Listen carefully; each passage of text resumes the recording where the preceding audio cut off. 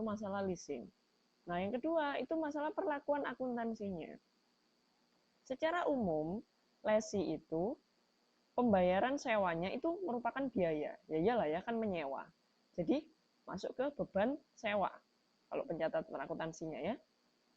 Karena dia biaya atau beban sewa, maka dia mengurangi pajak atau tax deductible ya. Nah, sedangkan di sisi lesor atau orang yang menyewakan, aktiva itu diakui sebagai milik ya. Karena diakui sebagai milik, berarti dia kan menanggung beban penyusutan. Nah, sedangkan teman-teman ingat kalau depresiasi itu juga dapat mengurangi pajak. Loh, enak kan ya kalau leasing ya, lesi dan lesor sama-sama diuntungkan dengan pengurangan pajak. Jadi sebenarnya leasing itu enak ya. Itu secara umumnya. Sama-sama tax deductible meskipun dari sisi lesi maupun sisi lesor. Nah, tapi ada yang khusus ya, yang di operating list, perlakuan akuntansi di operating list, itu harus diungkap di dalam footnote atau catatan kaki, bahwa ada kewajiban sewa yang biayanya besar. Kenapa harus diungkap? Karena biaya leasing itu kan sewa aktiva kan biasanya mahal. Kalau kita nggak mencatat, akan ada kemungkinan undervalue. Kenapa undervalue? Karena kita dikurangkan dengan beban yang begitu besar. Nah, pasti auditornya bingung kan, loh ini kok bisa nilai perusahaannya kecil sekali karena dikurangi beban yang besar ya. Makanya harus dicatat sebagai kewajiban. Sedangkan dalam financial list, aktiva yang disewa itu dicatat sebagai aktiva tetap ya. Meskipun kita judulnya leasing, tapi dalam kasus finansial atau capital list, aktiva yang disewa itu dicatat sebagai aktiva tetap ya, dimasukkan dalam neraca. Sedangkan PV pembayaran sewanya ya atau beban sewanya itu masuk ke kewajiban. Ya. Sampai sini masalah leasing ngerti ya? Gampang ya?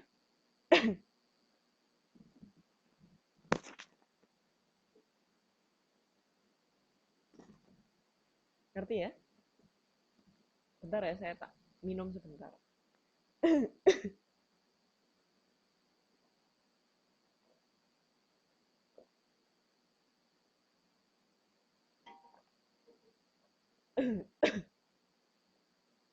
Nah, terus cara ngitungnya gimana? Ngitung leasing. Teman-teman lihat di halaman 8.5 ya.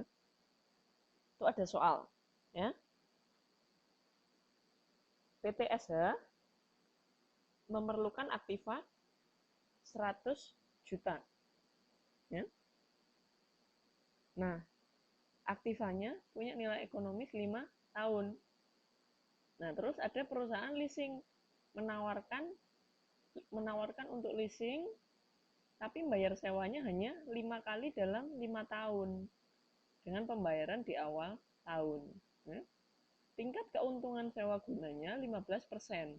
Nah, teman-teman kalau ngitung leasing, pokoknya dalam manajemen keuangan teman-teman harus ingat setiap kali entah itu menghitung biaya modal, biaya hutang, sewa guna, PV, tabungan, itu semuanya harus menggunakan NPV.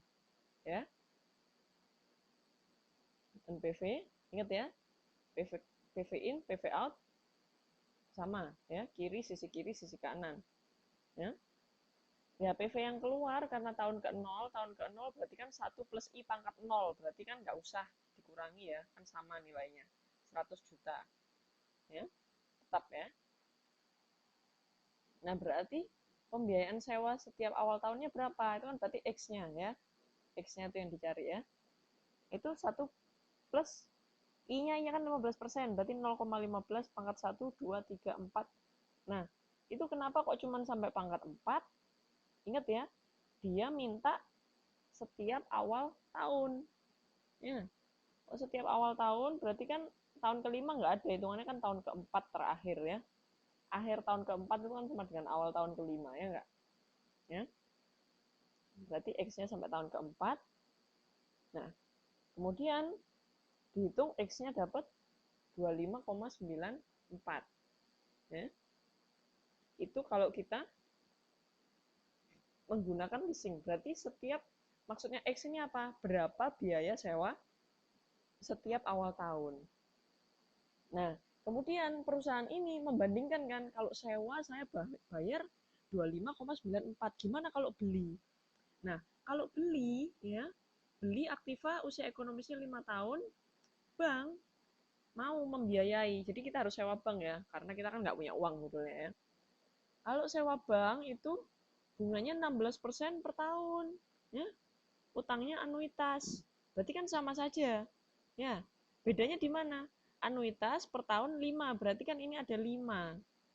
Ya, 5 tahun ya, sampai pangkatnya pangkat 5. I-nya jadi 0,16. Ya, tahu ya bedanya, yang sebelumnya itu hanya sampai I-nya sampai 4, pangkat 4, tapi yang ini pangkat 5. Kenapa? Karena yang sebelumnya bayar leasing itu di awal tahun, sedangkan ini dia bayar setiap tahun. Ya, akhirnya kalau membeli ketemu X-nya 30,54. Berarti membayar cicilan bunga ke bank untuk membeli Aktiva itu lebih mahal daripada membayar sewa secara leasing. Jadi perusahaan memutuskan lebih baik saya leasing. Ya, perhitungannya ngerti sampai sini? Nyambung nggak masalah leasing? Tahu ya? Jadi ngitungnya pakai PV. Ya,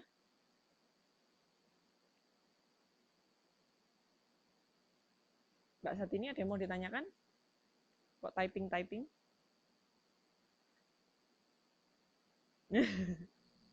Kok dikit banyak gitu loh, ya. Yang lainnya gimana? Mbak Eni, Mbak Puji, Mbak Pia? Yang lainnya? Paham ya? Jadi ngitungnya pakai PV ya. Teman-teman kalau melihat keputusan apakah leasing itu lebih baik daripada membeli, dihitung PV dari sewa leasing setiap tahun sama PV pembayaran hutang kalau membeli dari bantuan hutang bank. Ya, sama-sama dihitung PV-nya. Terus nanti dibandingkan mahal yang mana. Ya. Nah, sekarang saya ke kegiatan belajar yang kedua, masalah harga opsi. Ya. Opsi itu ada dua, namanya call sama put. Ya. Kalau call itu adalah hak untuk membeli aset, dalam hal ini biasanya saham ya. Hak untuk membeli saham dengan harga tertentu. Harga tertentu itu biasanya dituliskan exercise price pada tanggal tertentu, exercise date ya. Sama, call and put itu adalah hak istimewa untuk membeli atau menjual dengan harga tertentu pada saat tertentu. Kalau call itu untuk membeli, kalau put itu untuk menjual. Ya, ingat-ingat ya. Nah, ada dua tipe Eropa sama tipe Amerika. Kalau tipe Eropa, itu exercise date-nya pada tanggal tertentu. Contohnya gimana? Contohnya gini. Misalnya, saya beli opsi call, berarti saya membeli sebuah hak. Jadi yang dibeli itu bukan saham ya. Yang dibeli itu adalah haknya. Hak untuk beli misalnya saat ini harga saham itu 10.000. Nah, teman-teman karena mengamati, wah kayaknya nih harga saham nih bakal naik gitu ya. Jadi teman-teman bilang, saya mau beli sahammu ya. Misalnya sekarang saya kasih contoh soalnya. Misal hari ini 7 April harga saham X adalah 1.000. Ini misal ya, saya kasih contoh. Kita memperkirakan harga saham akan naik 1 minggu lagi. Nah, kalau kita bisa memperkirakan harga saham akan naik, misalnya naik 2 kali lipat. Nah, tapi kita kan nggak mau kan membeli sampai 2 kali lipat. Jadi, kita memutuskan untuk membeli opsi call. Ya. Call berarti membeli sebuah saham. Misalnya karena kita memperkirakan saham akan naik 1 minggu lagi. 1 minggu lagi berarti tanggal 14. Jadi opsinya adalah pada tanggal 14 April saya akan membeli saham tersebut dengan harga misalnya 1.500 ya. Opsinya bunyinya seperti itu. Nah, harga opsinya misalnya harga opsinya 200 rupiah ya.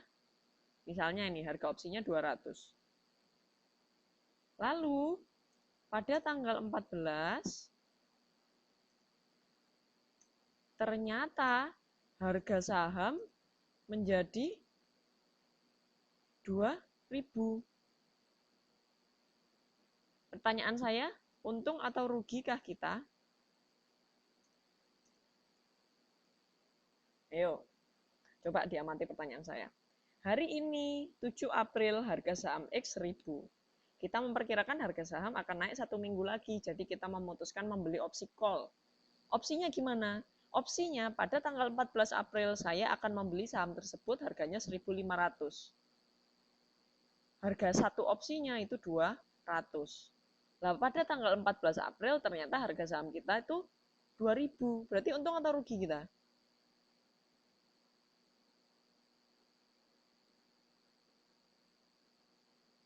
Untung. Nah, sekarang pertanyaan yang kedua. Untung berapa? Yuk.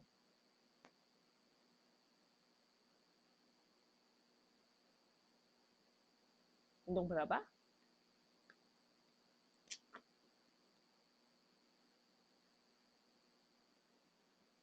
Ayo, untung berapa?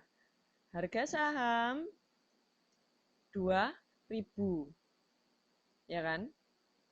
Berarti kalau misalnya laba kita berapa? Berarti kan harga saham tanggal 14 dikurangi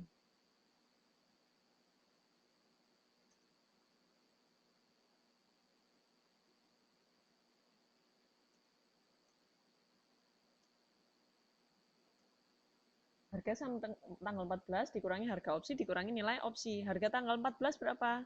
2.000. Ya. Harga opsi di opsinya bilang berapa? 1.500. Kita beli 1.500 kan bilangnya. Wih, 100.000. Serius nih. Nilai opsinya 200. Berarti kita untung berapa? Untung 300. Ya nggak? Paham nggak?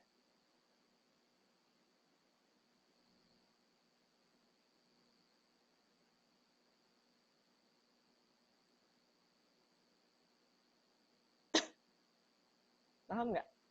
Atau bingung? Mbak ini 100.000 dari mana? Saya bingung jadinya. Kok jadi saya yang bingung ya? Kan gini ceritanya, harga sahamnya sekarang kan 2.000. Nah, teman-teman kan udah janji. Janji di opsinya mau beli dengan harga 1.500. Ya kan? Berarti berapa? 500 kan ya kita untung. Tapi untuk membeli hak itu, kita kan mengeluarkan uang 200.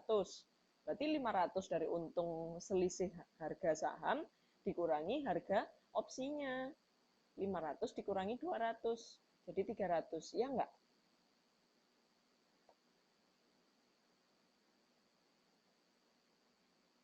Mbak Pia, nyambung? Nah, gini Mbak Puji, bagus banget pertanyaannya. Nilai saham sama harga saham. Perhatikan contoh saya ya. Perhatikan contoh saya di atas. Ya. Opsi itu kan hak untuk membeli pada harga tertentu. Ya enggak? Harga tertentu itu exercise price-nya. Ya. Monggo Mas Muklisin langsung ya. Jadi Mbak Puji, yang saya maksudkan, oke, saya ganti rumusnya deh. Saya ganti rumusnya jadi gini. Harga opsi itu maksudnya exercise price. Kalau sampai sini paham nggak, Mbak Puji? Laba sama dengan harga saham tanggal 14 dikurangi harga opsi yang dijanjikan. Harga saat exercise price. Dikurangi sama nilai opsinya. Nilai opsinya kan tadi kan 200 per lembar saham. Ya. Yang lain Mbak Pia, nyambung nggak? Mbak Eni? Mbak Tini?